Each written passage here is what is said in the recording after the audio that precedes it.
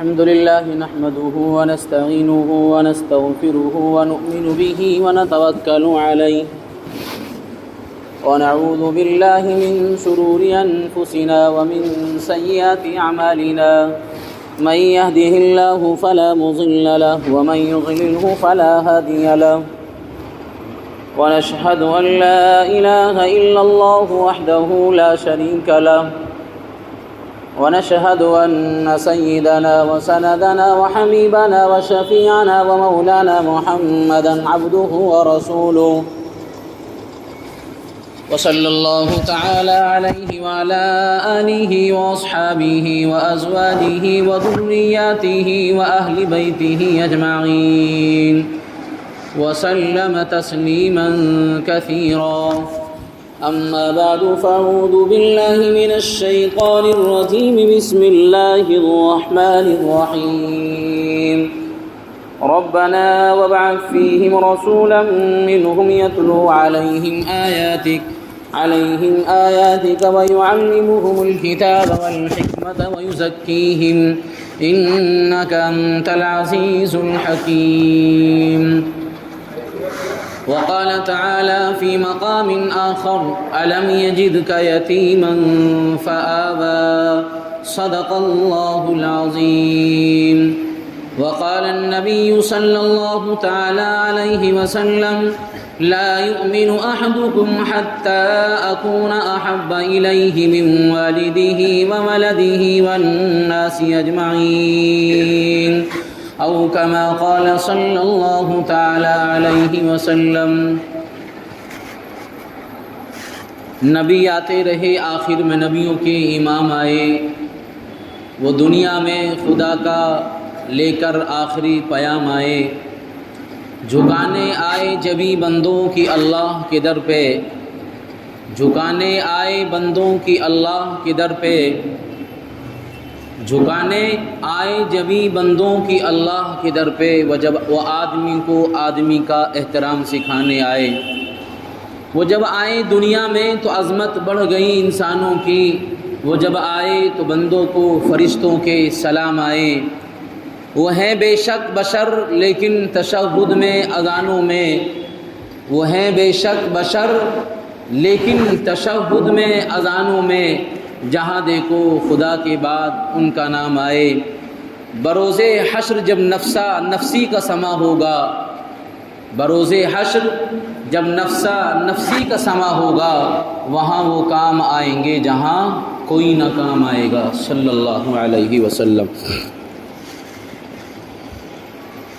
معزز حاضرین گرامی قدر، گزشتہ 2-3 جمعوں سے سیرت طیبہ کے عنوان پر گفتگو چل رہی ہے.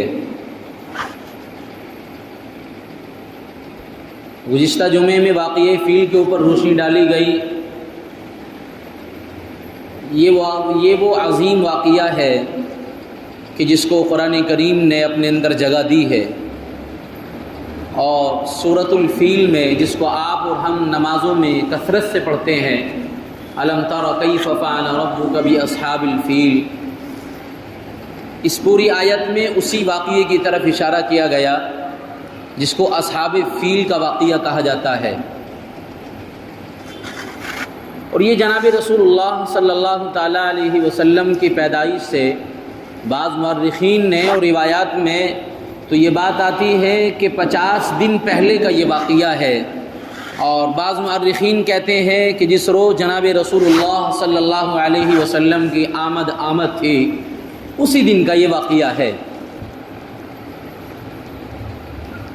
ہم نے گزشتہ جمعے اس کے اوپر روشنی ڈالی اور اس واقعے کی ابتدا کرنے کے بعد اس واقعے کا ابتدائی حصہ آپ حضرات کے سامنے میں نے پیش کیا. ما بقیہ، باقی ماندہ جو اس کا حصہ بچا ہوا ہے، اس واقعے کی آخری جو کڑیاں ہیں اس کے اوپر آپ حضرات کے سامنے میں روشنی ڈال رہا ہوں. ابرہہ نے جب ملک حبشہ کے نجاشی بادشاہ کے سامنے پیشکش کی کہ یمن میں ایک ایسا کنیسہ تیار کر لیا گیا ہے کہ جو سونے چاندی اور جواہرات سے مرصع کر دیا گیا ہے، دیکھنے میں بڑا عالیشان ہے، بہت خوبصورت لگتا ہے، جو دیکھے گا اس کی جانب مرغوب ہو جائے گا۔ وہ اس کنیسے کی جانب دیکھنے کے بعد اس کے دل میں یہ داعیہ پیدا نہیں ہوگا کہ ہم مکے میں پہنچے اور وہاں بیت اللہ کے طواف کے لیے یہ خانہ کعبہ کی عظمت کو برقرار رکھتے ہوئے وہاں پہنچے۔ دل میں یہ خیال تھا، بادشاہ یمن کے سامنے یہ بات رکھی کہ آپ میری مدد کریں، میں نے کنیسہ تیار کرا دیا ہے یمن کے اندر، لوگ یمن میں رہ کر عبادت کریں گے، یہی اس کا طواف کریں گے، اسی کنیسے میں پہنچ کر اپنی ضروریات کو سامنے رکھیں گے۔ ابرہہ کہتا ہے کہ میں یہ نہیں چاہتا کہ شہر مکہ میں یمن سے کوئی آدمی جائے اور وہاں بیت اللہ کا طواف کرے۔ ملک حبشہ کے بادشاہ نجاشی نے بات کو قبول کیا اور اپنی جانب سے جو اس کا اپنا مشہور ہاتھی تھا، جس کا نام مورخین نے محمود لکھا ہے، محمود نامی ہاتھی ان کو دیا ابرہہ کو، اور یوں کہا یہ ایک ہاتھی وہ ہے جو ایسا عظیم ہاتھی ہے کہ جس کی نظیر آپ کو اس ملک عرب میں نہیں ملے گی، یہ بہت طاقتور ہے، بہت پاورفل ہے اور اس کے اندر بڑی طاقت ہے، جو بھی آپ کام لینا چاہیں گے اس ہاتھی سے، محمود نامی سے، وہ آپ کے کام دے گا۔ ایک ہاتھی محمود نامی پیش کیا اور ساتھ 8 ہاتھی اور دیے ابرہہ کو، اور ایک جم غفیر ہاتھیوں کا ابرہہ لے کر چلا ہے ملک عرب مکہ کی جانب، راستے میں چل رہا ہے۔ یمن کا ایک قبیلہ سامنے آیا، انہوں نے اختلاف کیا کہ آپ بیت اللہ کو ڈھانے کے لیے کیوں جاتے ہیں، لہذا اس پورے قبیلے کا خاتمہ کر دیا اور ملک مکہ میں بیت اللہ کو ڈھانے کا اس نے اس وجہ سے بھی اپنے دل میں جو یہ تصور اور یہ خیال پیدا کیا تھا کہ کنیسہ کو بعض قریشیوں نے گندگی سے بھر ڈالا تھا یا اس کو نقصان پہنچا دیا تھا، تبھی اس نے یہ بات کہی تھی کہ اب میں بیت اللہ کی اینٹ سے اینٹ بجا کر باز آؤں گا۔ چل دیا ہے قافلہ ہاتھیوں کا لے کر، یمن کے قبیلہ آیا، اس کا مقابلہ کیا، یمن کے قبیلے کا خاتمہ کر دیا، آگے کی جانب بڑھا ہے تو ملک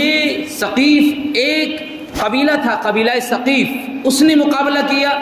اس کو بھی اس نے شکست دی، اور شکست دینے کے بعد ان سب کو ختم کر دیا۔ اس میں ایک شخص تھا نفیل بن حبیب، جس کا نام لکھا ہے،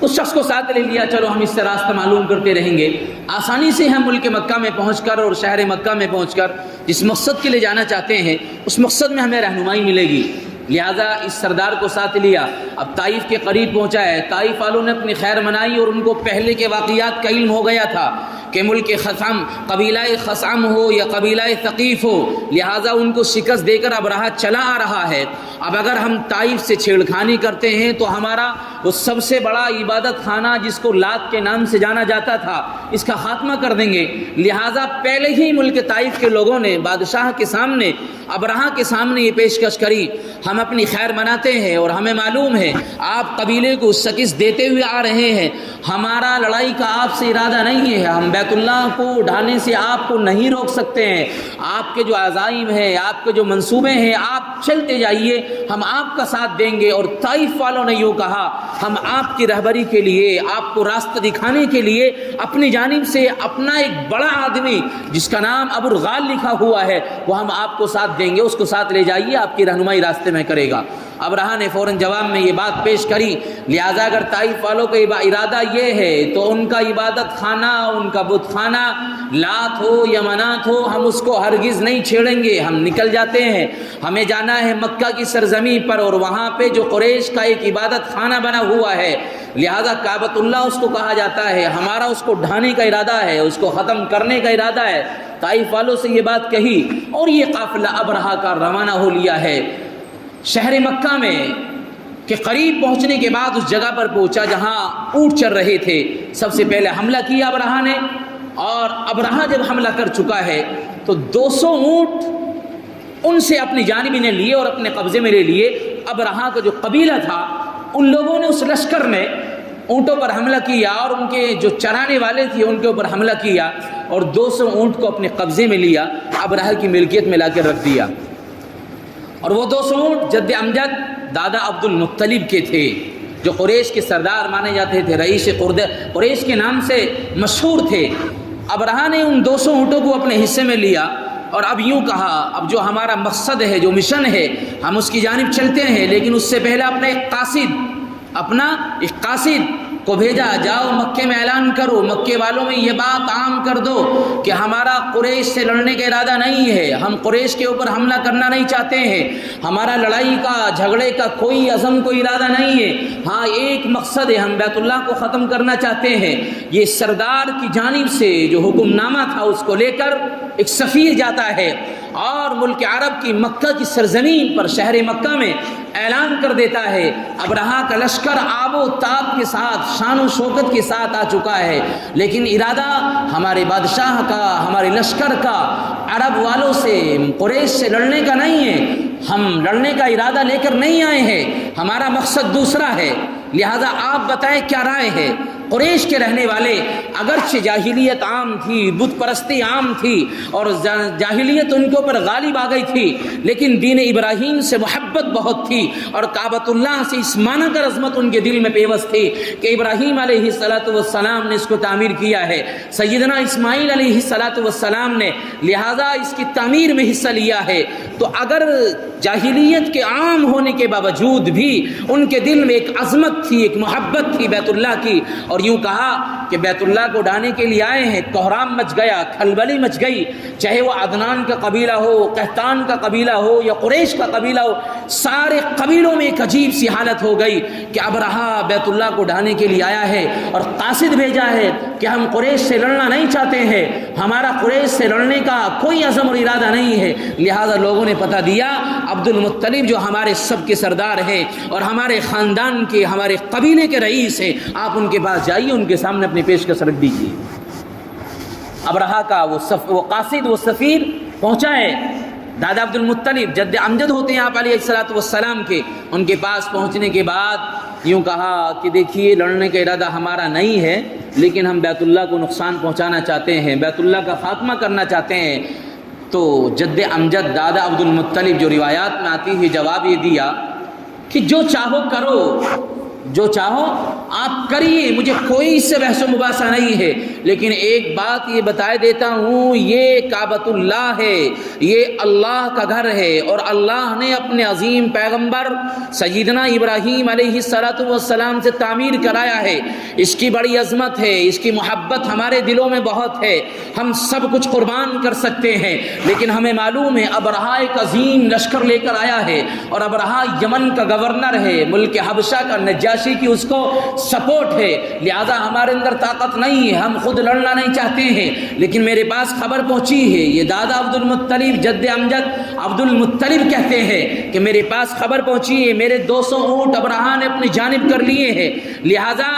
اس بات کا خیال رکھیے کہ ہم سب کچھ قربان کر سکتے ہیں، لیکن اگر بیت اللہ کو ڈھانے کا ارادہ ہے تو ڈھائیے، بیت اللہ کو نام و نشان مٹانے کا ارادہ ہے تو مٹائیے، ہمیں کوئی حرج نہیں ہے، لیکن رب کا گھر ہے، اللہ کا گھر ہے، ابراہیم سے تعمیر کرایا ہے، وہ رب جانے یہ تیرا بادشاہ ابرہہ جانے، اگر تو نے غلط ارادے سے ہاتھ لگایا تو جو حال ہوگا پھر تیرا بادشاہ اور تو بھی دیکھے گا اور رب تمہارے ساتھ وہ معاملہ کرے گا۔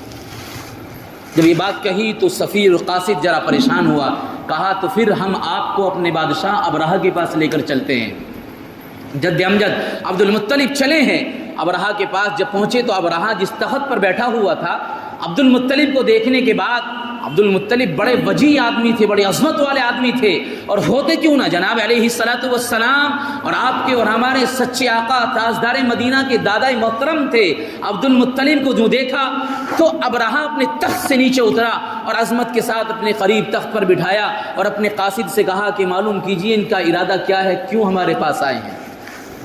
قاصد نے سوال کیا کیا ارادہ ہے؟ عبد المطلب نے کہا ارادہ کچھ نہیں ہے، میرے 200 اونٹ واپس کر دیے جائیں۔ عبد المطلب نے کہا کہ کچھ ارادہ نہیں ہے، میرے اونٹ جو میری ملکیت میں تھے اونٹ میرے واپس کر دیے جائیں۔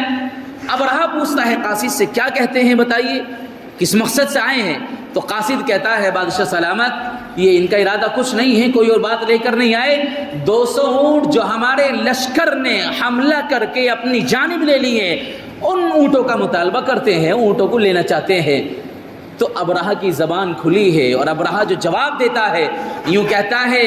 عبد المطلب آپ رئیس قریش ہیں، آپ مکہ کے سردار ہیں اور آپ سب سے باعظمت آدمی ہیں، میرے دل میں بڑی عظمت تھی آپ کی، آپ کو دیکھنے کے بعد میں نے تخت پر بیٹھنا گوارا نہیں کیا، تخت کو چھوڑ دیا، آپ کی چہرے کی وجاہت اور آپ کی چہرے کی عظمت اور آپ کا ڈیل ڈول اور آپ کا جسم کی توانائی مجھے اس بات پر مجبور کر رہی تھی کہ آپ کے سامنے تخت پر نہیں بیٹھوں گا، لیکن آپ نے جو سوال کیا ہے کہ اونٹ کو واپس لینے کا مطالبہ کرتے ہو، اس ایک بات نے میرے دل سے آپ کی ساری محبت اور عظمت کو نکال دیا ہے۔ میرے دل میں جو وقت تھی وہ ختم ہو گئی ہے، میرے دل میں جو وقت تھی وہ ختم ہو گئی ہے، لہٰذا میرے دل میں تمہاری کوئی عظمت باقی نہیں بچی ہے۔ آپ کیوں نہیں بچی ہے؟ ابرہہ کہتا ہے عظمت کیوں نہیں بچی میرے دل میں تو چاہتا تھا کہ مکے کے سردار ہے اور قریش کے سردار، قبیلے کے قریش کے سردار آئے ہیں، سوال کریں گے بیت اللہ کے تعلق سے، سوال کریں گے خانہ کعبہ کے تعلق سے کہ وہ ہمارا عبادت خانہ ہے یا وہ عظمت اور محبت بھرا ہمارا ایک محور ہے، ایک مرکز ہے۔ میرے دل میں یہ خیال تھا، لیکن آپ تو اپنی بات کا سوال کرتے ہیں، بیت اللہ کا کوئی سوال نہیں کرتے ہیں۔ اس بنا پر میرے دل سے آپ کی عظمت نکل گئی۔ ابرہہ نے جب یہ بات کہی تو عبد المطلب کی زبان کھلی، جد امجد یوں کہتے ہیں کہ اونٹ کا مالک میں ہوں، اونٹ کی ملکیت میری ہے، لہٰذا ان ملکیت جو میری تھی میں ان کے سوال کرتا ہوں، بیت اللہ کا مالک میں نہیں ہوں، بیت اللہ کسی اور کے قبضے میں ہے، ایک عظیم ہستی ہے جو آپ کو اور ہمارا رب ہے، لہذا اس کا بنایا ہوا اور اس کے حکم پر کیا ہوا تعمیر کردہ ہے، وہ اس کا مالک ہے، مالک جانے یا اس کا سامان جانے، یہ اونٹ میرے قبضے میں تھے اور اونٹ میرے تھے، میں اس کا مالک تھا، میں نے سوال کر لیا، اس سے مجھے کوئی بحث نہیں ہے۔ ابرہہ نے اونٹ واپس کرا دیے، 200 اونٹ واپس کرائے۔ عبد المطلب گئے ہیں، مورخین نے لکھا ہے، روایات میں یہ بات آتی ہے، اپنے اونٹ لے کر چلے ہیں اور اونٹ جب دینا چاہتے ہیں، بعض روایات میں یہ بھی آتا ہے کہ قریش کے بعض لوگ اور بھی آئے تھے عبد المطلب کے ساتھ، انہوں نے یوں بھی کہا تھا ابرہہ سے کہ اگر آپ بیت اللہ کے اوپر دست اندازی نہ کریں، بیت اللہ کو ڈھانے کا ارادہ نہ کریں تو ہم آپ کو پورے تہامے کی جو پیداوار ہے 1/3 ہر سال آپ کو خراج کے طور پر دے دیا کریں گے، آپ بیت اللہ کو نہ ڈھائے۔ بعض قریشوں نے کہا تھا، روایات میں یہ بات آتی ہے۔ بہرحال اونٹ واپس کر دیے گئے، عبد المطلب اونٹ لے کر چلے ہیں اور جانے کے بعد اپنے سارے لوگوں کو جمع کیا، قریش کے لوگوں کو بلایا اور بیت اللہ کے قریب پہنچے اور وہاں کی کھڑکی کو پکڑا، بیت اللہ کے دروازے کو اور چوکھٹ کو پکڑا اور رب کے سامنے دعائیں کری ہوئی، کہا مولا ہمارے اندر بساط نہیں ہے، ہمارے اندر طاقت نہیں ہے کہ ابرہہ ایک عظیم لشکر لے کر آیا ہے، ہم اس کا مقابلہ نہیں کر سکتے ہیں، اے رب تو جانے، تیرا مکان ہے اور تیرا گھر ہے۔ ابراہیم نے اس کو اپنے ہاتھوں سے تعمیر کرایا ہے، رو رہے ہیں، اللہ کے سامنے گریہ وزاری کر رہے ہیں، الہا وزاری کر رہے ہیں اور اللہ سے رو رو کر یہ مانگ رہے ہیں، مولا تو ہی ہماری مدد کرے گا۔ بیت اللہ کے اوپر حملہ کرنا چاہتا ہے ابرہہ، آج جاہل ہے، دین سے کوئی سروکار نہیں ہے، لیکن بیت اللہ کی عظمت اور محبت دل میں کتنی بے بس تھی، اور اپنے سارے قبیلے کو، سارے قافلے کے لوگوں کو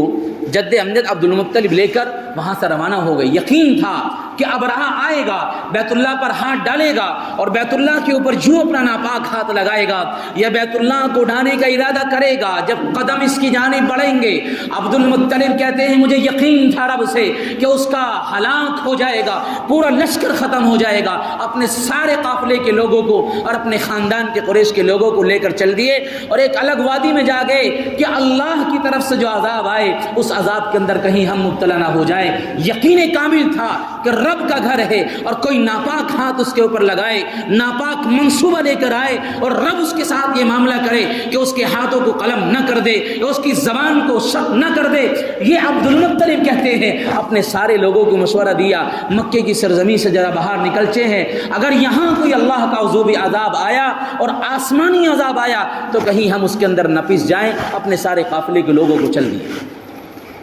ایک الگ وادی میں جا کر وہاں قیام کیا۔ اب ادھر ابرہہ اپنے سارے لشکر کو لے کر بیت اللہ کے قریب صبح میں چلا ہے، بیت اللہ کو ڈھانے کے لیے، معاذ اللہ بیت اللہ کو گرانے کے لیے چلا ہے۔ ابرہہ نے جو ارادہ کیا محمود نامی ہاتھی جو عظیم ہاتھی تھا، جو ملک حبشہ کے بادشاہ نے دیا تھا کہ جاؤ یہ ایسا عظیم ہاتھی ہے جو اس سے کام لو گے آپ کو کام ملے گا، یہ ایسا عظیم ہاتھی ہے کہ اس کی نظیر آپ کو پورے ملک عرب میں نہیں ملے گی، یہ میرا پرسنل اور میرا بالکل ایسا یہ میرا سوار اور ہاتھی ہے، آپ اس کو لے کر جائیے۔ ابرہا جب اس کو لے کر چلا ہے اور قافلے والے لے کر چلے ہیں تو وہ قبیلہ جو یمن سے باہر ایک قبیلہ آیا تھا، قبیلہ ثقیف، وہاں کے لوگوں نے مقابلہ کیا تھا اور سب لوگوں کا خاتمہ کر دیا۔ ایک شخص بچا تھا، نفیل بن حبیب، وہ ساتھ تھا، ابرہا نے اس کو ساتھ لیا تھا کہ راستہ ہمیں بتائے گا، اپنے ساتھ لے کر آیا ہے۔ نفیل بن حبیب محمود نامی جو ہاتھی تھا اس کا کان پکڑا ہے اور اس کے قریب پہنچا ہے، وہ چل رہا ہے، کھڑا ہی ہوا ہے۔ نفیل بن حبیب نے کان پکڑنے کے بعد کان میں یوں کہا، آپ بلد امین شہر میں ہیں، آپ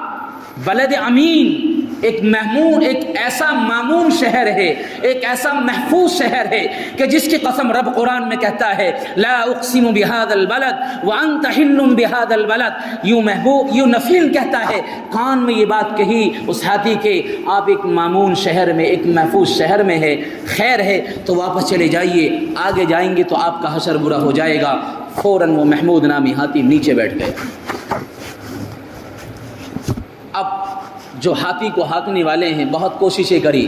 ہاتھی اٹھ جائے، اٹھنے کے بعد بیت اللہ کی طرف چلے، لیکن ہاتھی اٹھنے کے لیے تیار نہیں ہوتا ہے۔ سب ہتھ کنڈے اپنائے، ان کو تکلیف بھی دی گئی ہاتھی کو اور اس کے ناک میں نکیل بھی ڈالی گئی اور بری طریقے سے مارا گیا کہ اٹھے اور بیت اللہ کو گرانے کے لیے چلے۔ عظیم ہاتھی ہے، سارے ہاتھی اس کے پیچھے ہیں، لیکن سردار اس محمود نامی ہاتھی کو بنائے ہوئے ہیں۔ اب سوچ رہے ہیں کہ چل دے، آگے کی جانب بڑھے، لیکن وہ نہیں چلتا ہے۔ لہٰذا جو اس کو چلانے والے تھے انہوں نے کہا چلو ملک یمن واپس چلیں گے۔ ہاتھی کھڑا ہو گیا، پھر کہا کہ مشرق کی جانب چلتے ہیں، ہاتھی پھر چل دیا۔ دوسری جانب لے جانا چاہتے ہیں تو ہاتھی کھڑا ہو جاتا ہے، لیکن اگر بیت اللہ کی جانب چلنے کے لیے کہا جاتا ہے تو ہاتھی کھڑا نہیں ہوتا ہے۔ یہ عظیم قدرت تھی وحدہ لا شریک کی، اللہ جل شانہ کی طرف سے ایک معجزہ اور ایک عظیم قدرت تھی اللہ کی کہ یہ سامنے آیا۔ ادھر تو یہ معجزہ ہوا ہے اور اللہ کی یہ قدرت کا مظاہرہ ہوا ہے، ادھر دریا کی جانب سے کچھ پرندے آئے ہیں، اور ایسے پرندے مورخین لکھتے ہیں کہ اس وقت کے دیکھنے والوں نے دیکھا ہے کہ اس سے پہلے کبھی اپنی آنکھوں سے ایسے پرندے نہیں دیکھے ہیں جن کے جثے میں ان کی قد و قامت کبوتر کی طرح ہے اور پنجے ان کے بالکل سرخ ہیں۔ دریا کی جانب سے ایک پورا پرندوں کا قافلہ، پرندوں کا ایک پورا عظیم ریوڑ چلا آیا ہے، اور حالت یہ ہے ان پرندوں کی کہ ایک پتھر یعنی ایک بجری جس کو چھوٹا پتھر کہا جاتا ہے، ایک چھونچ میں ہے اور 2 پنجوں میں ہے۔ ہر پرندے میں 3 پتھریاں ہیں اور 3 چھوٹے چھوٹے پتھر ہیں۔ وہ سارا قافلہ آتا ہے اور سارے کا سارا پورا پرندوں کا وہ ایک قافلہ آیا ہے، اور آنے کے بعد اس ابرہا کا جو لشکر تھا اور ابرہا کا جو ایک پورا عظیم لشکر تھا اس کے اوپر سائبان کی طرح پھیلا، اور جو پتھر گرنے شروع ہوئے اس چڑیا یا کبوتر کی جانب سے، اور جو وہ کبوتر سے کچھ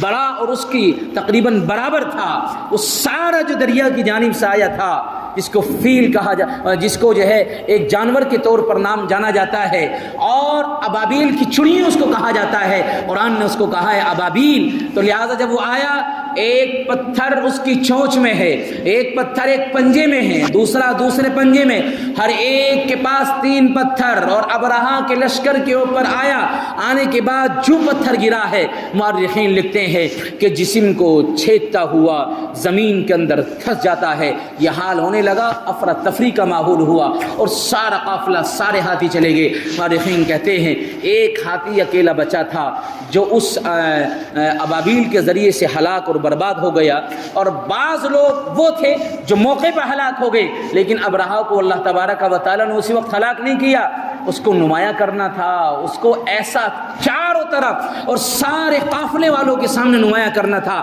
یہ وہ ہے کہ جس کا ناپاک منصوبہ تھا کعبۃ اللہ کو گرانے کا۔ اللہ کی عظیم قدرت، اتنے سے پرندے آئے اور آنے کے بعد پتھریاں گرائیں، اور ان کی جانب سے جو پتھر گرے ہیں جسم کو چھلنی کرتے ہوئے اور جسم کو چھیدتے ہوئے زمین میں جا کر دھس جاتے ہیں، اور حال یہ ہوا سارا قافلہ ابرہا کا 4 جانب بھاگنے لگا اور چاروں طرف چلنے لگا۔ جو قافلے کے لوگ وہاں موقع پر ہلاک ہوئے وہ ہوئے۔ اس کے بعد بہت سارے بھاگ گئے اور ابرہہ بھی چل دیا، لیکن ایسا زہر اس کے جسم میں سرایت کر گیا تھا کسی پتھر کا کہ چلا ہے ملک یمن میں، اور وہاں کی دار السنا جو حکومت کا علاقہ تھا اس جگہ پر پہنچا ہے، اس کا جسم کٹ کٹ کر خود گرنے لگا اور سارا جسم تہس اور نہس ہو گیا، اور سارے جسم کے حصہ بالکل ایسا ہو گیا گویا اس کو کوئی ختم کر رہا ہے۔ سارے جسم کا ہر ایک حصہ اور ایک عضو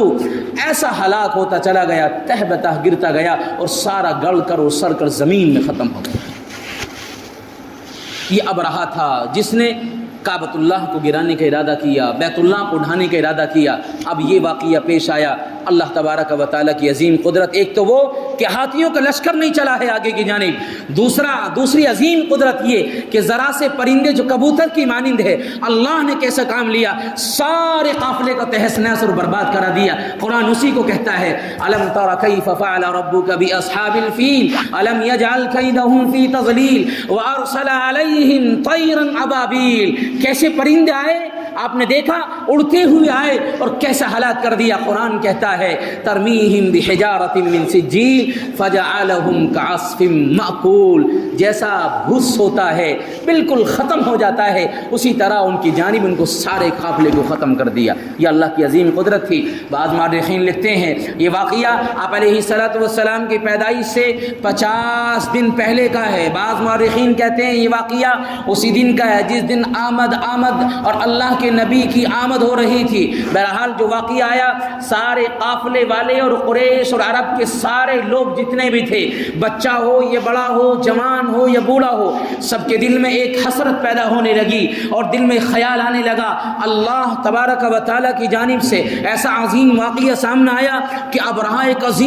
ایک عظیم لشکر لے کر آیا تھا اور اس کا اللہ نے ایسا برباد کر دیا۔ ضرور اس روئے زمین پر اور مکے کی سرزمین پر کوئی ہستی آنے والی ہے، اور ضرور کوئی ایسا بندہ آنے والا ہے جو یہ عالمگیر تاریخ کو ختم کرے گا، یہ جاہلیت کو ختم کرے گا، اور یہ زمانے جاہلیت کے سارے دور کو ختم کرنے کے بعد ایسا عظیم عالمگیر چراغ روشن کرے گا۔ لوگوں کے دلوں میں کیفیت ایک مصلح کی اور ایک ایسے آدمی کا انتظار تھا، کوئی آئے اس روئے زمین پر جو مکے میں اور جو قریش میں اور سارے زمانے میں اس وقت زمانے جاہلیت کہا جاتا ہے، جاہلیت کا دور دورہ، مزدوروں پر ظلم، عورتوں کے حقوق ادا نہیں، اور کھانے کے ساتھ شراب بالکل عام، اور جوا اور شراب اور یہ ساری چیزیں موجود ہیں۔ سب کے دل میں ایک کیفیت، ایک امنگ اور ایک حسرت اور ایک خیال آتا ہے رب کی جانب سے کوئی آئے گا جو اس سارے قریش اور سارے مکے کی سرزمین سے جاہلیت کو ختم کرے گا۔ اب انتظار کی گھڑیاں ختم ہوئی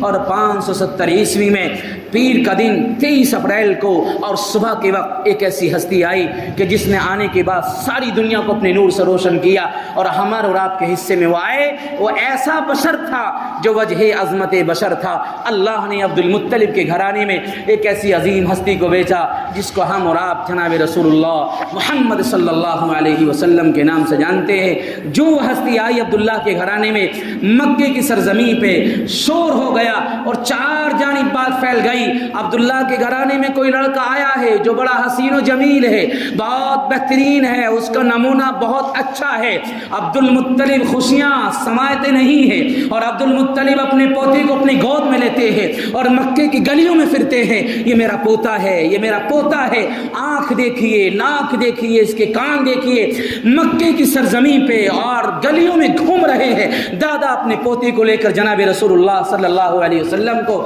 اور خوشیاں منا رہے ہیں۔ چہار جانب جو دیکھتا بڑی تعریف کرتا، جو دیکھتا تعریف کرتا، جو دیکھتا تعریف کے پل باندھ دیتا۔